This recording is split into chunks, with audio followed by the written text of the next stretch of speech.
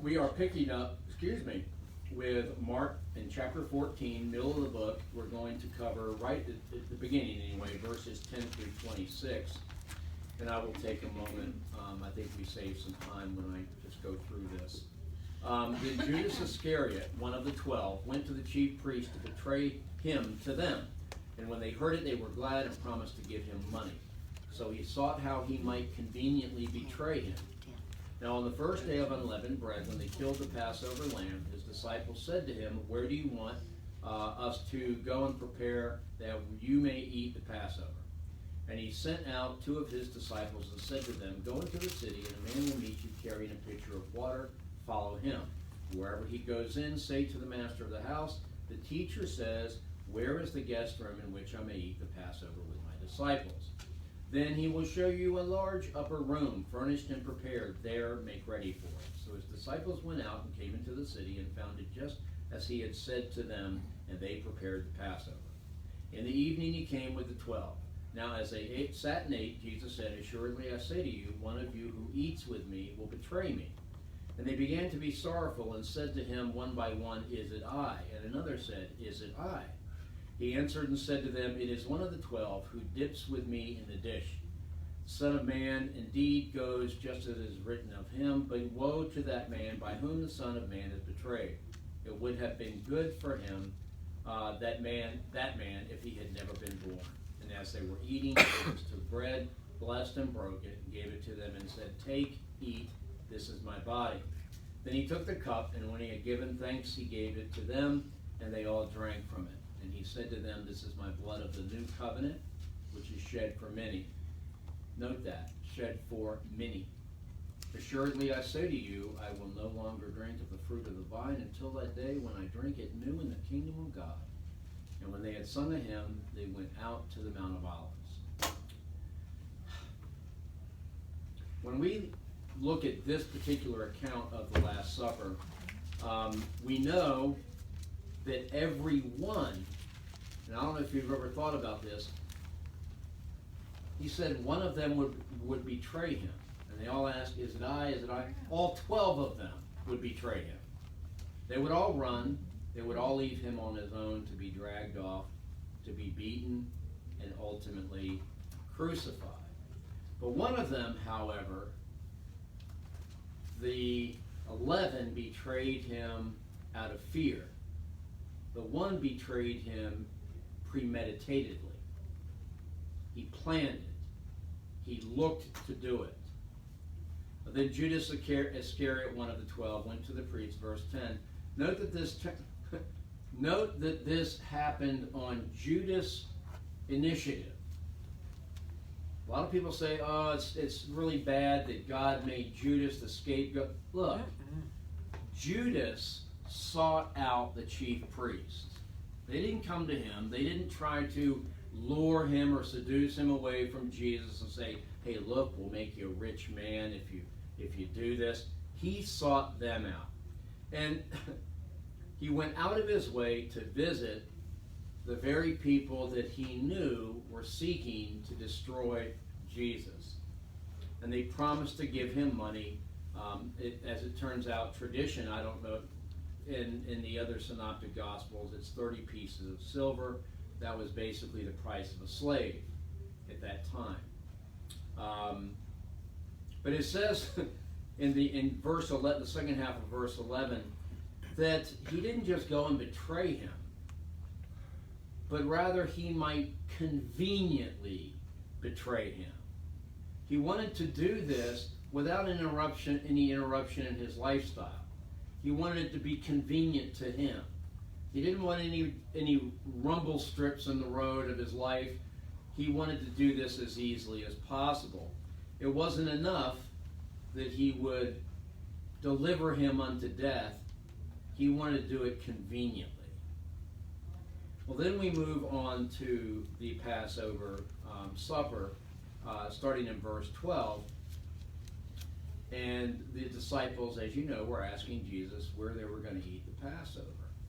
And the disciples of a rabbi, it was part of their duty to serve his needs. the disciples weren't just students, but part of signing on as a disciple in that time meant that you took care of the master's clothes, you made sure his meals were prepared, you washed his clothes, the dishes, you took care of his needs. And the disciples, in this particular case, carried them out very, very well.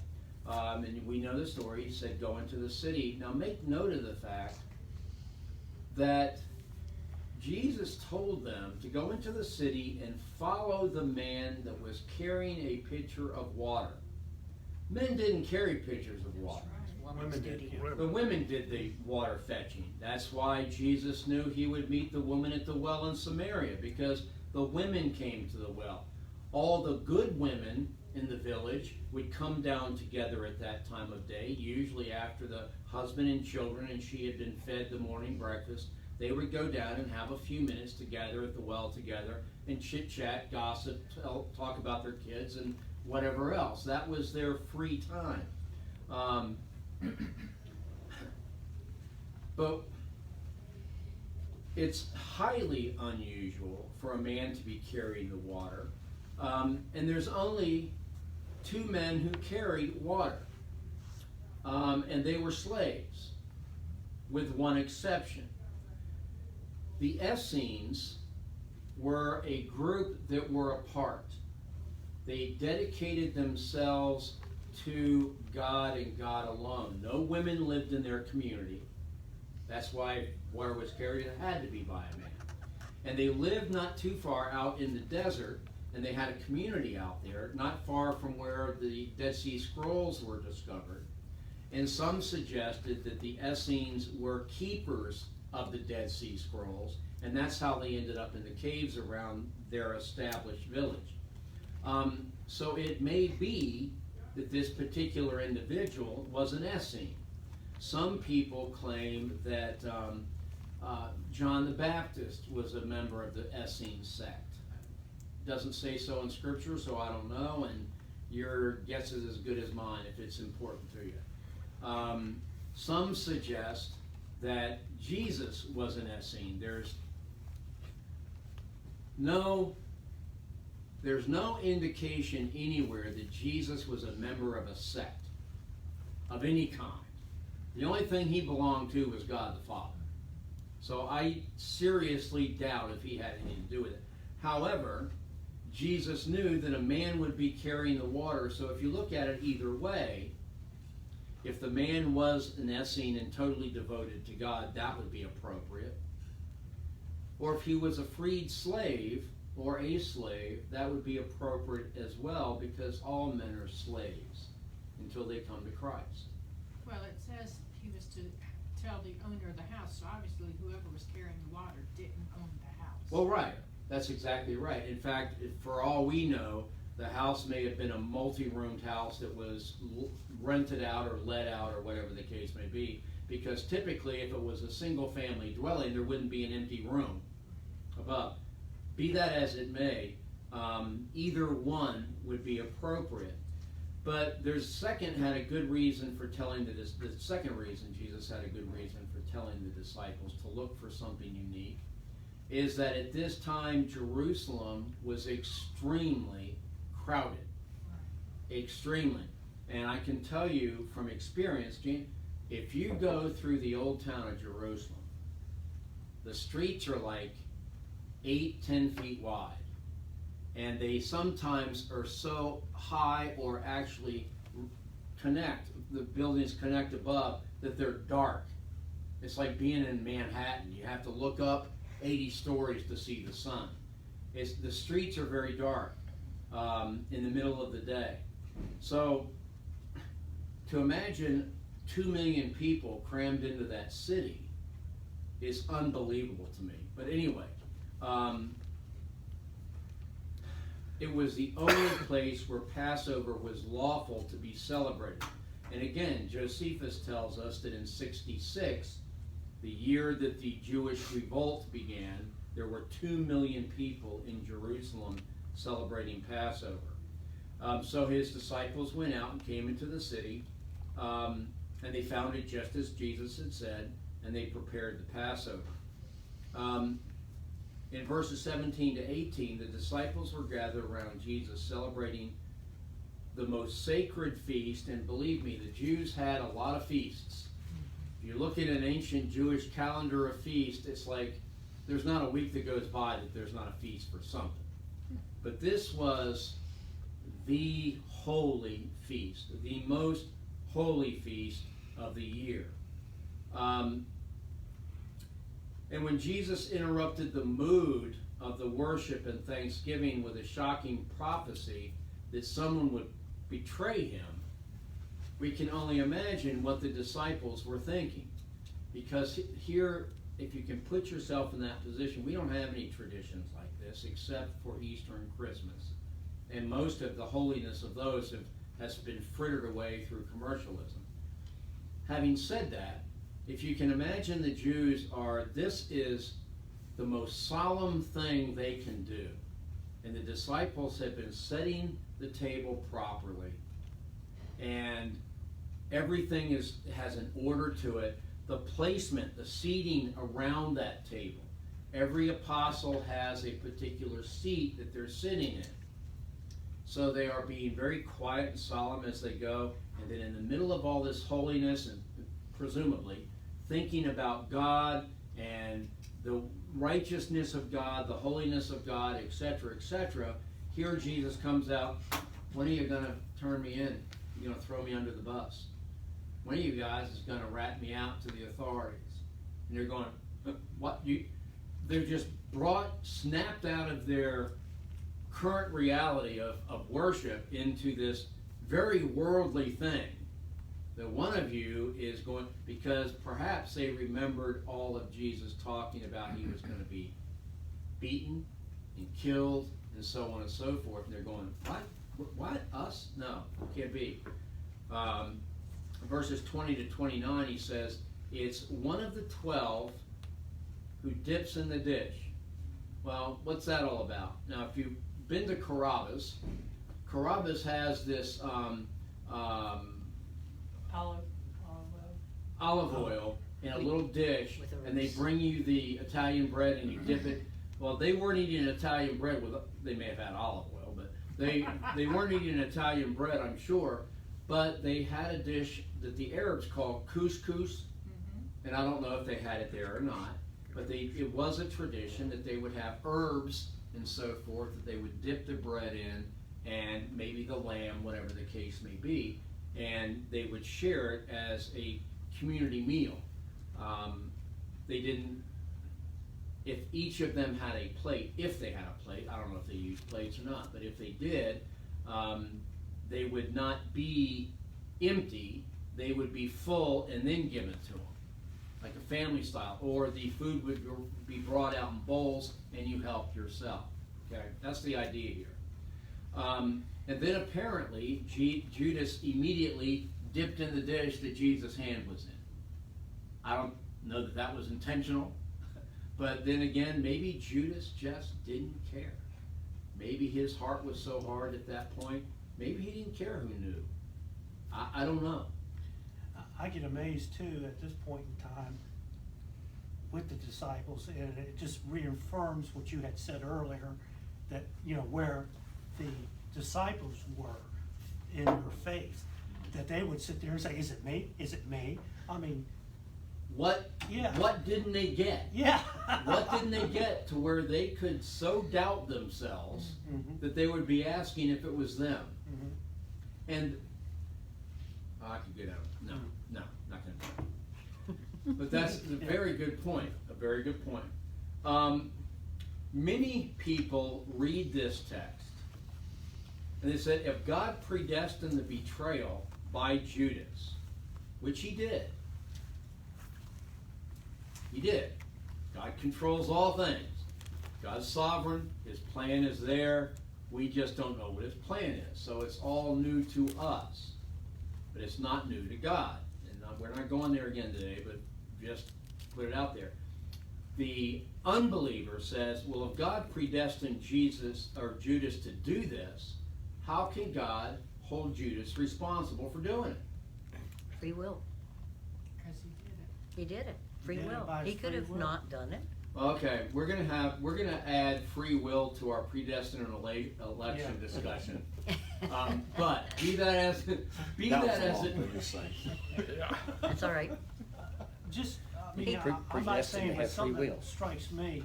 He was and- predestined to have free will. Looking at this with predestination in it, the other thing I look at is that God is forever, and He knows the future. He may not. If you choose to say He predestined, that's fine.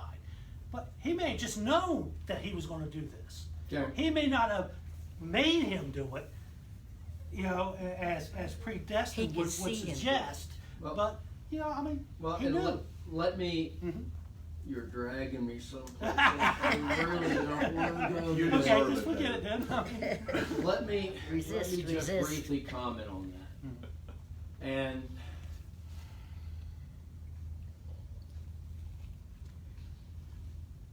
let me tell you why I don't believe foreknowledge is acceptable. Okay. Because if God knew, let's turn it the other way. Let's say God knew that you would accept Christ. Down the corridors of time, He could see that Mike's a good guy, the Word would speak to his heart, and Mike would accept Him. Okay. That would indicate that the only reason you're saved is because God saw that you had the power to come to Him on your own. You can't. You can't. Can't do that. Does that make sense? Yes, yes. Foreknowledge is the most common, and again, I'm not trying to make you feel bad or anything. Foreknowledge is the most common thing that we fall back on to explain this. But by using foreknowledge, first of all, it doesn't work. And we rob God of His sovereignty. And God's sovereignty, unfortunately, as human beings, is very distasteful to us. Because it means He saves some and He doesn't save others. But what does He say? I will have mercy on who I will have mercy. And is He righteous? Any less righteous or any less just because He chooses not to save some? No. He's absolutely. That's why foreknowledge doesn't work. Doesn't apply to this. Yeah, it doesn't work here. And it is not a reason for predestination. Now, however, there is such a thing as the providence of God. And foreknowledge can sometimes have to do with providence. But again, this is a vast spectrum here, and we don't have time to, but does that address your question? And to be honest with you, I don't understand it. No. And I have no understanding of it. I mean, that just struck me as one of the possibilities. And it is very palatable to those people who do not want to accept God's control of the universe. Anyway, as we go further, we were talking about Judas being held responsible for what he did, and those people that say he shouldn't be. The fact that God ordained Judas' betrayal of Jesus did not relieve Judas of the responsibility for the evil deed. He could have repented and he did not. One would think. And the Beyond very himself. people that believe in free will lead to that. Never mind, I'm not, no. That's a tease. This is why Jesus went on to say, woe to that man by whom the Son of Man is betrayed. It would have been good for that man if he had never been born. I would say, at the very least, it would have been better not to be born. Anyway, Jesus was proceeding in obedience to God's foreordination, but curses would be on the man whose hand betrayed him. Okay? But again, it has nothing to do with predestined. If any human being ever had reason to curse the day of his birth, it was Judas, and it didn't end well for Judas, as you all know. It did not end well. And it still isn't ending well for Judas as we speak. In these events, we see the intersection between the secret counsel of God and the machinations of human will. Okay? the interactions between the two. God using the evilness of human desire, much like he used Nebuchadnezzar to punish the Jews, The Assyrians to in punish. his way. So it's important to point out something else. When people say, why does God permit the bad things that happen? Now, that too is a completely different study. But just briefly, God permits it, but he does not cause it. Through his providence and through his foreknowledge, he uses those evil events to fulfill his purposes. Okay? And again, I know it gets deep, I know it gets murky, but we'll leave that at this point right now. The sovereign will of God and the earthly will of human flesh come together in the story of Judas. Okay? The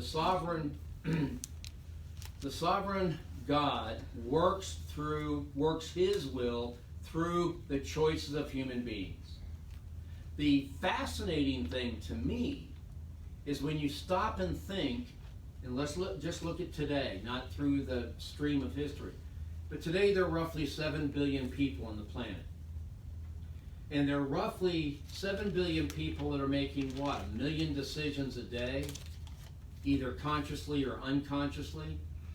So I don't know, whatever 7 billion times a million is, that's some kind of trillion or gigamillion or something. God knows every one of those decisions and has woven him together to have his plan come out in the end perfectly. Yeah. I mean, imagine that. You can't imagine that. And that's exactly what he has done. That's exactly what he has done. It's beyond, and we want to say that he's not allowed to be sovereign and save who he wants and not save who he wants? Where do you get that from? Anyway, I'd be hiding under the bed somewhere if I said that out loud. Anyway, but that's what we're seeing here is our amazing God at work. And he doesn't have to be fair. No. Not by Well, our definition of fair. That's it. Not by our God's definition. reality is different than our Very reality. different. And everything we touch, even our definition of words, is perverted. Yep.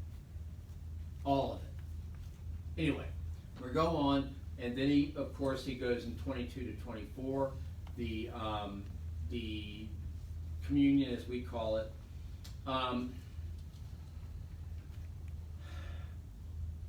There have been any number of theological disputes over communion since the founding of the church.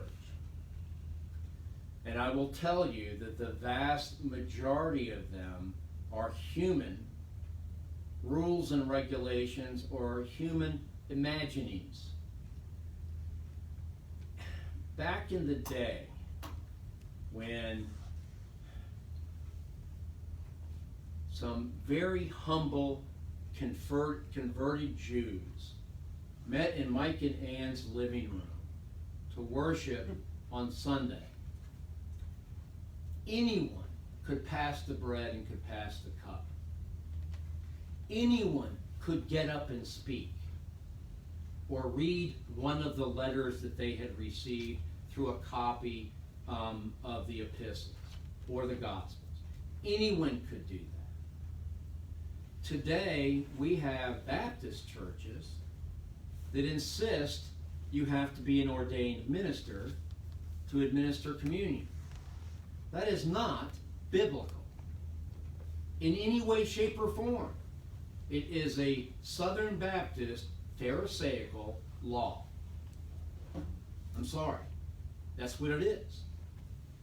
There's nothing biblical about that. Any person in the congregation that is looked to, say an elder or a deacon that is respected, can go down to the James River and baptize someone. God is not going to reject that baptism. I'm just telling you. Search the scriptures.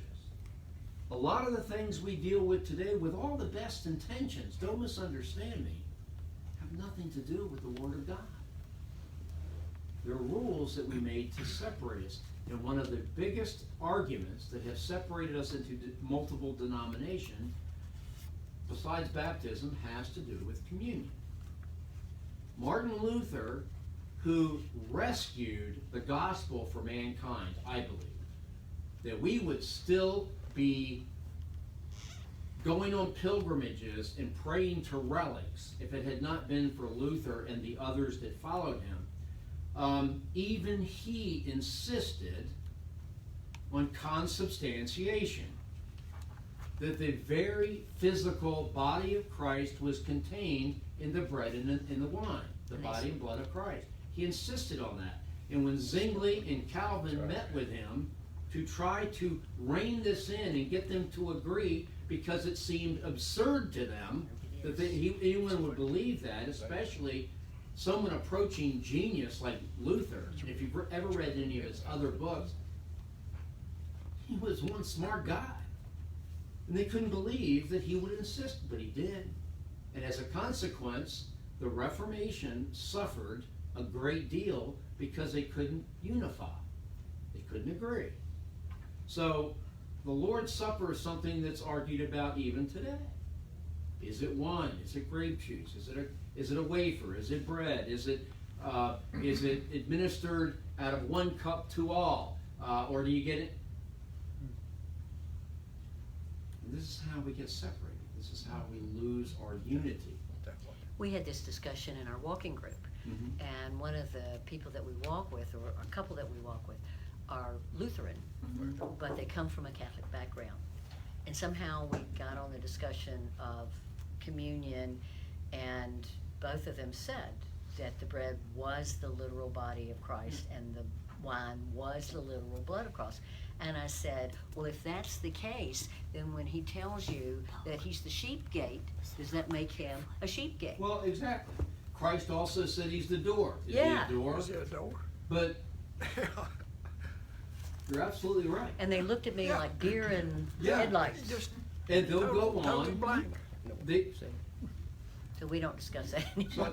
so, Got a minute for a small rabbit trail? Our son, who graduated from Liberty, he wanted to be a missionary, so he took a lot. When he went to our church, our preacher tapped him to fill in for him when he couldn't do it. We were from a non-denominational church. So one Sunday, the preacher was out of town. He said, Chris, will you please do this service? And he said, sure. And he said, well, isn't it communion service? Sunday? He goes, yeah. And he says, well, what do you want me to do about communion? He says, serve it. do it. Serve it. And he did. And that's a fine example of what you were talking about. But you know, the other thing too is that we had a friend who went to a Presbyterian. Our background is Presbyterian, heavy Presbyterian. Yeah, we're all mixed up. But Aren't we all? we came from Presbyterian, Speak for and yourself. we had friends in a Presbyterian church who had a fill-in minister. They lost their minister. He was Methodist. And the Presbyterian church would not let him serve communion because he was not ordained under the Presbyterian label, you know. So there's the very thing you were talking about. Yeah, That legalism. it's separate. Yeah, legalism. separates We us. are the no. We have become the very Pharisees that Christ railed against. Sure. Yes. And I don't think that's an unfair thing to say.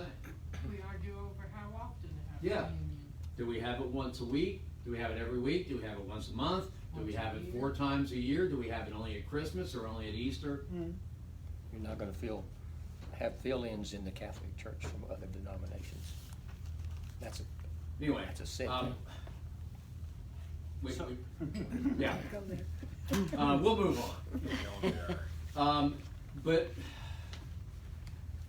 Luther insisted that when the scripture said, "This is my body," he insisted that it was my body. It was his body.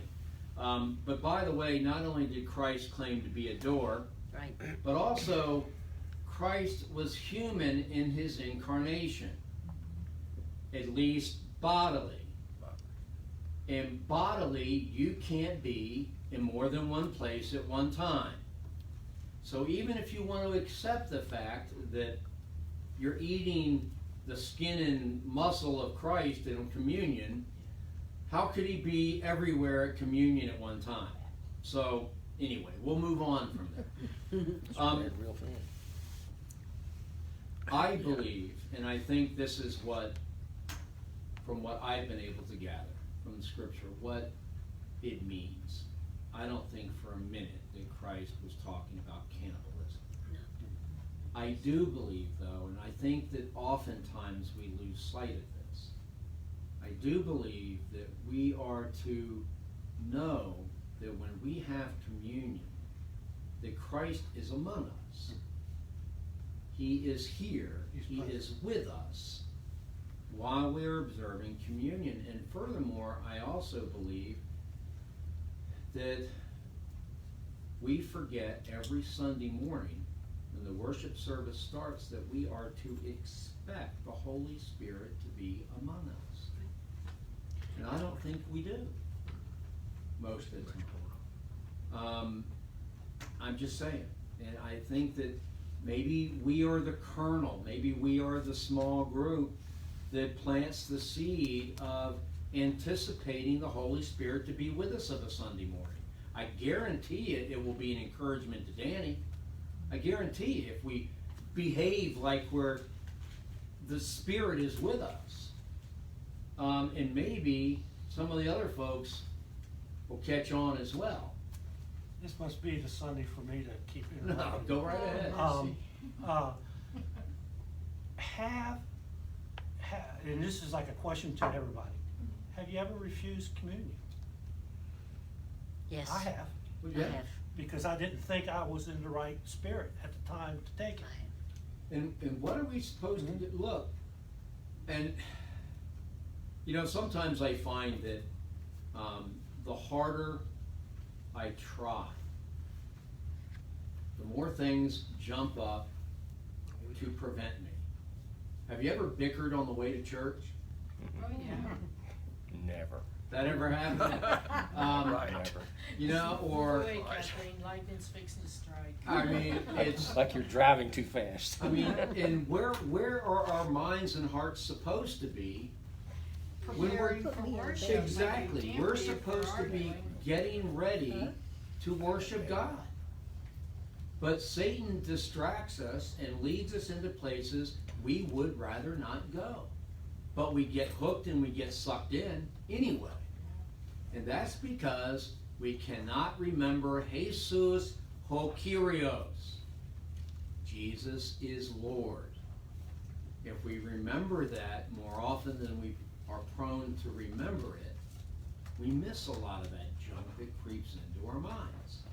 Maybe it would be a good idea for us to put that on a Post-it note and put it on our rear view mirrors. So when we get in the car and start driving to church, we remember where our focus is supposed to be. The church body needs the heat of the Spirit. And never mind, I won't go there. And then at the end, they sang a hymn and left. And I am as guilty of this as anyone. The only thing the biggest reason that I like to teach is not my education, but it keeps me accountable.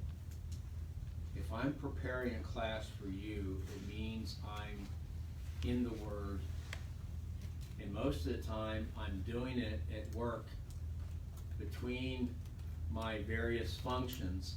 I got my Bible with me, I got my notes with me, and I'm preparing the lesson for the following week. Because I don't like my job. I have to continue to do my job because we still have a little bit of mortgage to pay off. And I gotta work until that mortgage is paid. And I don't like it, I don't appreciate it, I don't wanna be doing it. So I take my Bible, I have a Bible in my drawer at work, and I take it and I prepare my lesson between functions. And that keeps me kind of focused, at least more focused than I would be otherwise. And then, of course, when I can get into a conversation, I bore people with various aspects of theology. Anyway, I don't want to jump into the next verses today because it goes to 27 through 42, and I think that's we won't get very far. We only have about 5 minutes left. So, are there any other comments? That's there was some good feedback today. Let me prep. I'll do something here at the board. You can go ahead and turn that off if you want to, and then I can go and see this.